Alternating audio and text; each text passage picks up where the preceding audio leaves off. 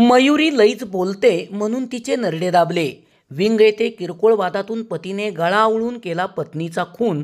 खून प्रकरणी मयूर कनसे पोलिसांच्या ताब्यात.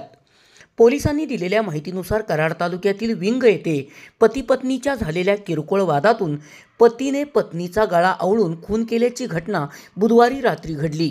या प्रकरणी पोलिसांनी संशयित पती मयूर कनसे याला ताब्यात घेतले आहे. मयुरी मयूर कनसे असे खून झालेल्या महिलेचे नाव आहे.